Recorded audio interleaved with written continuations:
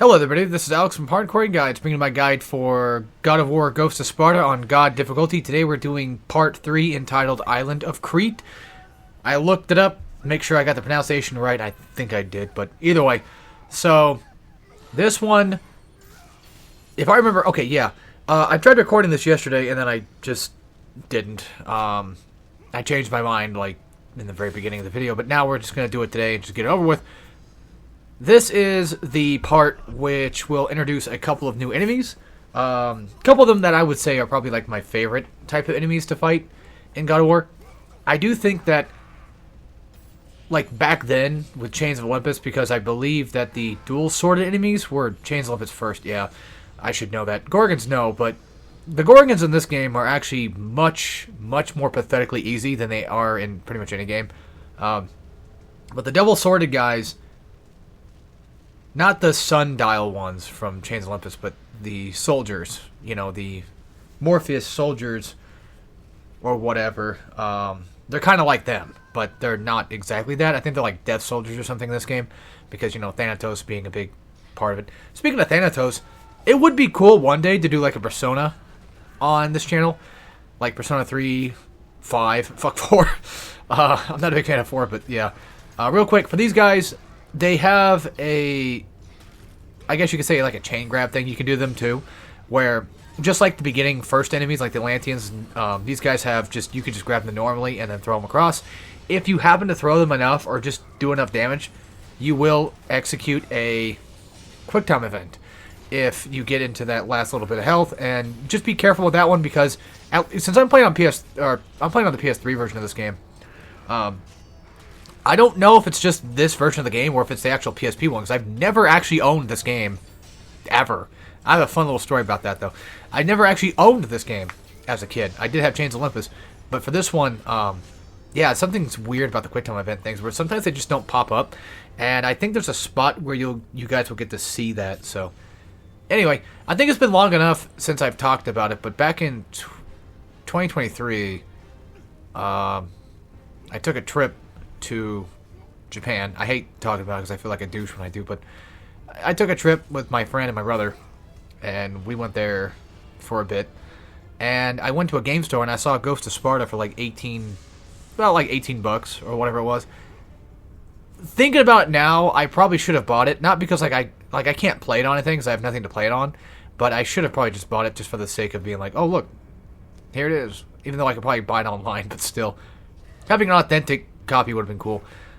Anyway, so something else that got changed in Ghost of Sparta that I guess you could argue that does kind of suck, because this is the thing that Ghost of Sparta tends to do, I've noticed, is they have parts of the game that are brutal and parts of the games that are just like piss easy. It's so bizarre. It's like Ready at Dawn took the idea of Chains of Olympus being piss easy and we're like, yeah, we can do that again, but not all the time. And it's very strange.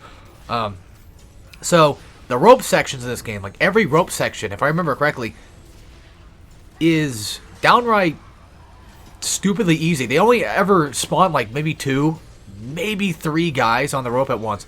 None of them come from behind you. They're always in front of you. You don't even have to jump off the rope to go fight them like you could like back in God of War 1, right? You don't have to do that. But for this game, it's almost like you kind of have to. Well, you don't have to, but you can just climb on the rope and kick them. Or not kick them anymore. They changed it to like a slash move. That's what God of War tends to do a lot of the time. They have like a lot of mechanics that get changed depending on, I guess, what they feel like doing.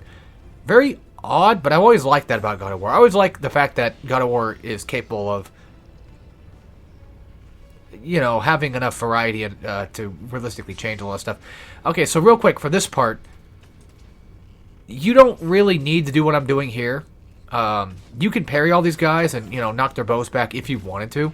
Weirdly enough, the archers in this game are some of the weakest enemies just ever in any God of War, I feel. No, I take that. Sorry, that's not what I was trying to say. That's not what I was trying to say. I don't know where that came from. But anyway, real quick, just to say this real fast. You don't need to worry about fighting them and parrying them. You could just push the block and you'll be alright. It's not God of War 1, so there's that. These are the strongest archers of any God of War. That's what I meant to say in terms of health. Because as you can see, like in most God of Wars, you just grab an enemy, you grab an archer, and they just die, right? Like it's usually how it goes. For these guys, you take at least a few more hits to be able to kill them. And I think that's just very odd, like, decision-wise to do that. Also, I'm not sure there's any chest in here at all that you need to go get, like, on the side. If you can use the block to jump up there or not, I don't know. So, you know, just saying that I'm not 100% familiar with every location of everything, once again. You know, even in God of War, like the classic God of Wars, the original God of Wars. This is still a classic God of War, by the way. This is considered, for me, classic God of War. No doubt about it. I used to not like this game back then. I talked about that in part 2. But I used to not like Ghost of Sparta as much when I played it on the HD collection. I was like, I don't like this. Because, like, I grew up playing Chains of Olympus, God of War 1, God of War 2, even God of War 3, we pre-ordered too, back in the day, which I was excited for. So, yeah, even when I played those, this one just feels, nowadays, it just feels like it's right at home, you know? It's weird. Like, I still feel like it's a weird, strange, non-God of War game, but it's not to the point where it's, like, Ascension levels of just different. Because even though, like, Ascension, to be fair, Ascension on normal mode is completely fine. I don't have too much problems with it as a game. And I do know that there's a lot of combo stuff, potential. There's a lot of stuff there that you could argue could probably possibly rival God of War 3 in terms of potential. However, when it comes to Titan mode for that cursed game, that's a pain in the ass, and I could vouch for that. I did a marathon of these games once before. All of them except for God of War 5, because God of War 5 was not out at the time, and fuck any mobile games. I would love to play Betrayal. Don't fuck that game particularly. That game looks cool, but I don't have a mobile device to really play it on. I'd have to emulate it or whatever, but even then, it's just like, eh. I usually don't count mobile games in terms of games anyway. So, like, if I'm doing a marathon or something, I'm not going to just play the mobile versions of the games just because. Alright, so real quick, I was kind of messing up and I forgot what I was supposed to do. I don't know how. There's a big spinning cog right in the way. You'd think I would have remembered, like, oh yeah, that's right. You got to kick the dogs into it. And by the way, weirdly enough, Ghost of Sparta, in my personal opinion, probably has one of the best aim mechanics I've ever had in a God of War game. It's hard to explain exactly, but if you know what I'm talking about, then you might understand. So, back in, like, God of War 2, there was an aim mechanic with the dogs, I believe, when you kick them. However, there's no light thing that shows up, I believe. And I've always felt like the kicking back in, like, early God of Wars were a lot more finicky, in a way, where you try to aim something at somebody and it just doesn't always register perfectly. However, with this game, it's just an immediate, like, it just jumps.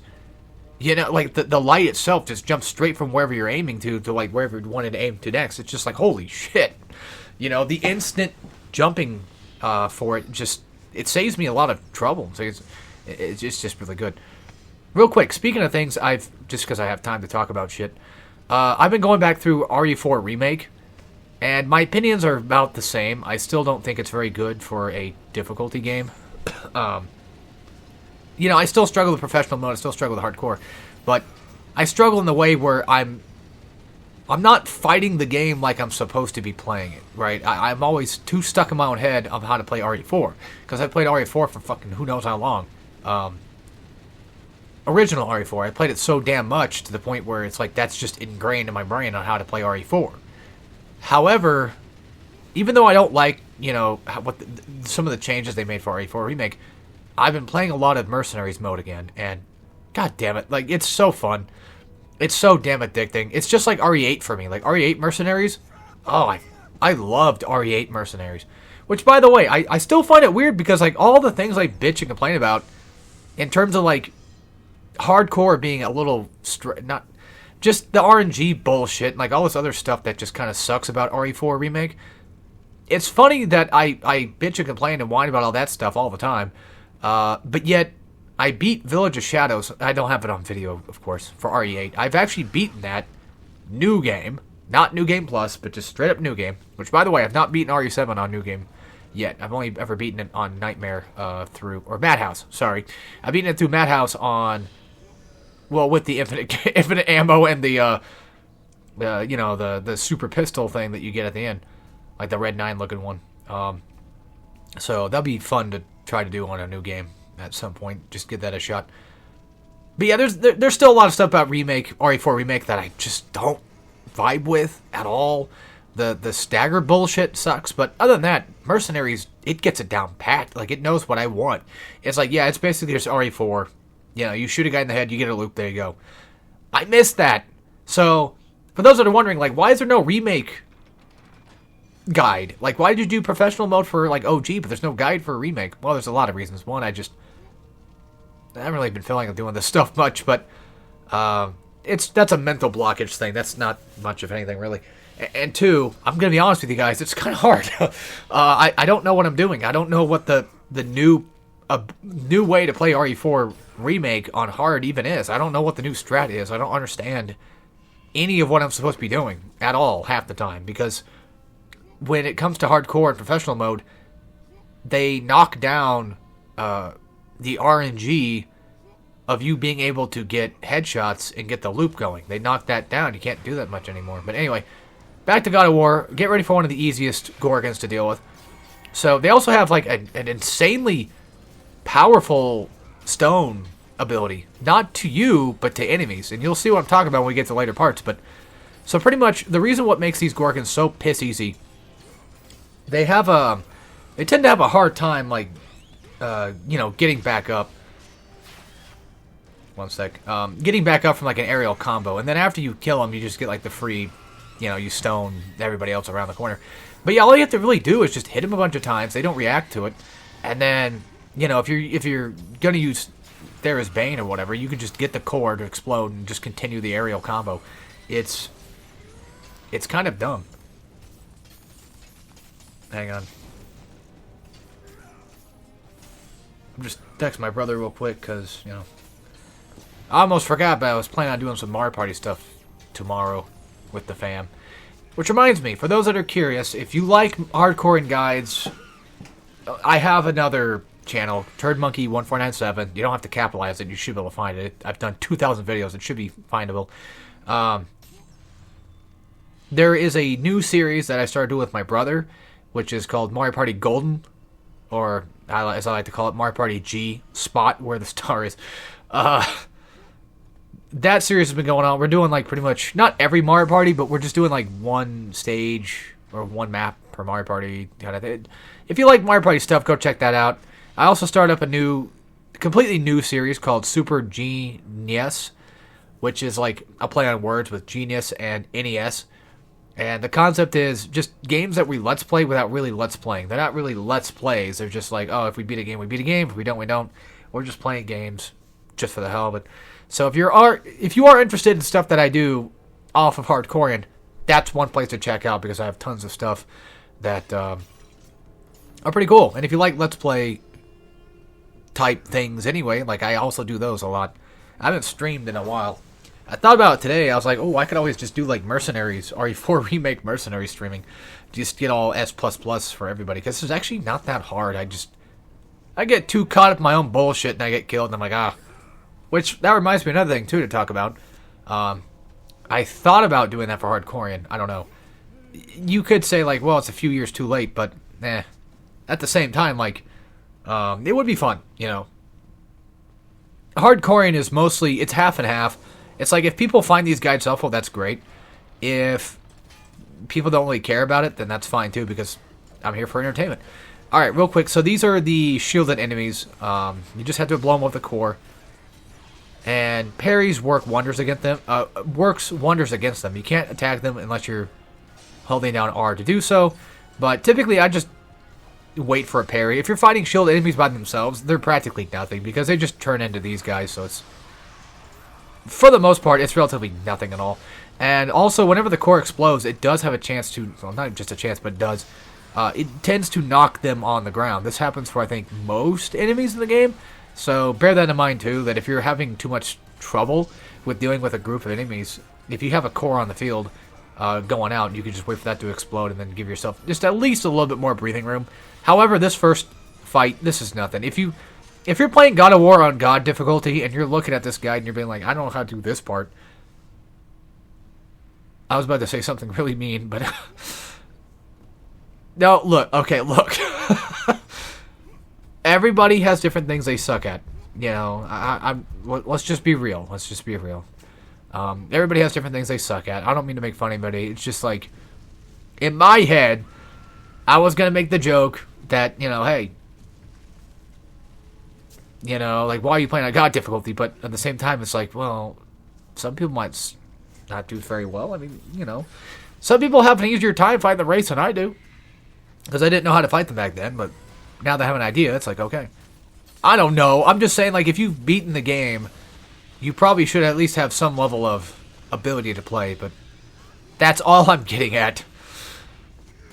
Yeah, I take that back. I'm being a dick. Anyway, the birds, nothing. They're just basically they're just basic harpies. You can grab, chain them all you want, all that, and it's pretty easy. I think we have about, 20-ish seconds left, so I'm going to go ahead and say thank you all for watching, and I hope you enjoyed some more God of War, and I'll see you all next time for part 4, which is like Hardcorian or whatever it's called. So anyway, that's about it. So take care, everybody.